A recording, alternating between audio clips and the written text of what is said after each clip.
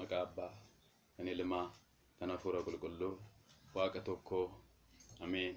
Waaqayyoo kan isin jaalatu, isinis Waaqayyoon kan jaalattan, ilmaan haadha keenya qulqulleettii Dubree Maariyaam, Waaqayyoo jaalala isaa isiniif baay'isee, isinis Waaqayyoon jaalattanii mooraa isaa qulqullaa'aa fi mooraa isaa sagadaatti kan isin walitti qabate abboota koo kaa'inaatota, obboleewwan dhiiraa akkasumas dargaggoota shamarran Waaqayyoon hunda caalaa kan isin jaalatu akkamiin saayonaa eegdanii maqaan Waaqayyoo gooftaa gooftotaa mootii moototaa Yesuus Kiristoos maqaan isaa baraan gabaraatti kan kabajameef kan ulfaate nuuf yaa ta'u.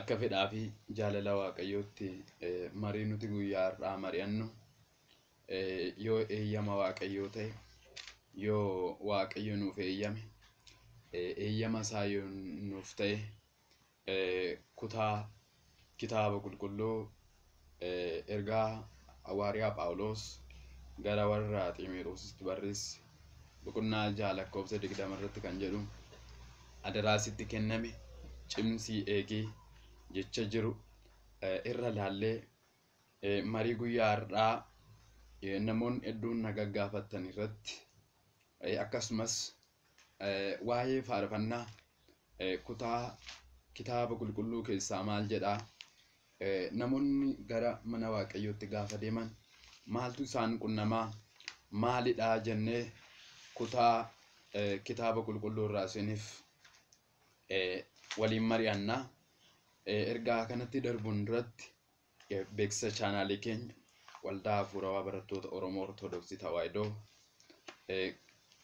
waliin mari'annaa. Chaanaalii keenya kana sabiskiriip sheer akka nu gootan maqaa Waaqayyootiin isin gaafannaa. Egaa mana Waaqayyoo gaafa deeman waa baay'een nama qunnamaa, waa baay'eetu nama mudata.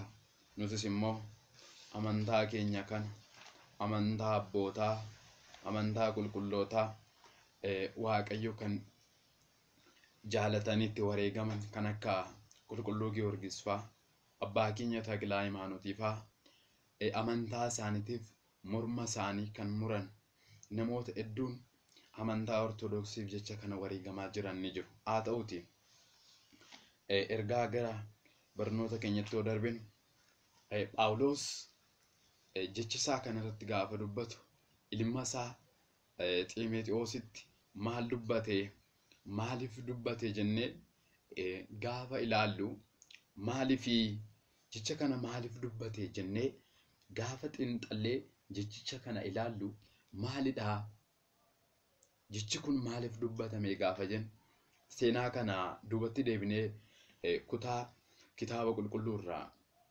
gaafa ilaallu Phaawulos ilma isaa Xiimotewos kana gaafa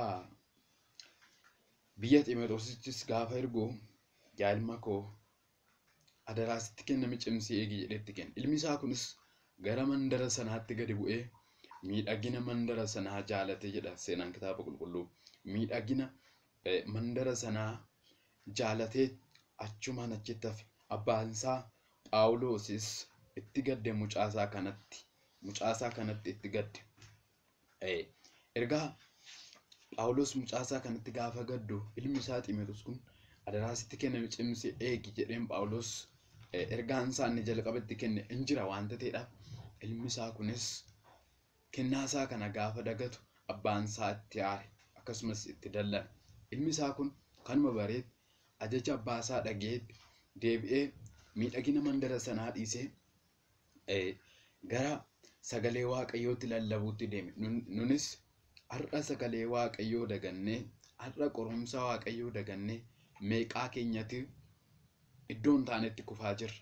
Meeqaa keenyatu lafan taanetti kufaa jira. Kun qorumsa ammum barbaadellee yoo nutti cime mana Waaqayyooti fagaachuu hin qabnu.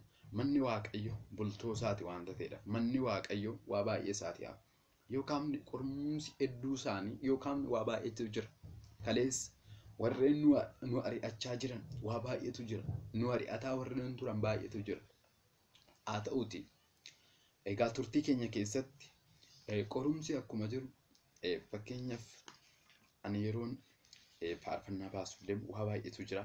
Waa baay'een nu qunname karaa waldaa qulqullootatiin waa baay'eesaa qorumsa hedduu isaa nu ari'ataa turan waa'ee afaan keenyatiif jecha haa ta'uti Waaqayyoon arga waanta ta'eef dhugummaa isaanii hin arga waanta ta'eedhaaf kanaaf Waaqayyo guyyaa tokko deebii qabaaf waanta ta'eedhaaf nuyi gabrummaa kanarraa harka keenya kennachuu osoo hin taane biyyi Israa'el gabrummaa biyya Gibxii jala waggaa 430 yeroo turanitti gabrummaa waa baay'eetu isaan qunnamaa ture waanta ta'eef nutis kana ilaaluu osoo hin taane mana Waaqayyootti deddeemuu afaan keenya afaan uummanni keenya dhaga'uu danda'uun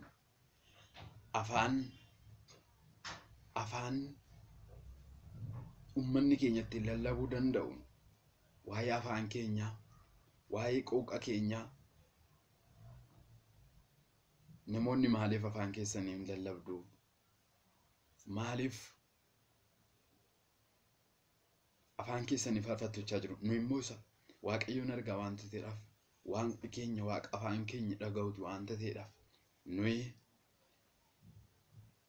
isa amanne ni beekna waanta taaneef wanti nu leeyyisiisu tokko illee hin jiru. Kanaaf amantii keenyatti cimnee hanga dhumaatti akka dhaabbannu fedhaa fi jaalala Waaqayyo nuuf yaa ta'u chaanaalii keenya kan subscribe share nuuf godhaa. Barumsa keenya kutaa 2ffaa 7 walitti deebina. Galanni guddaan Waaqayyoodhaaf akkasumas armee isaatiif haa ta'u baraa hanga baraatti ameen. Galanni guddaan Waaqayyoof haa ta'u.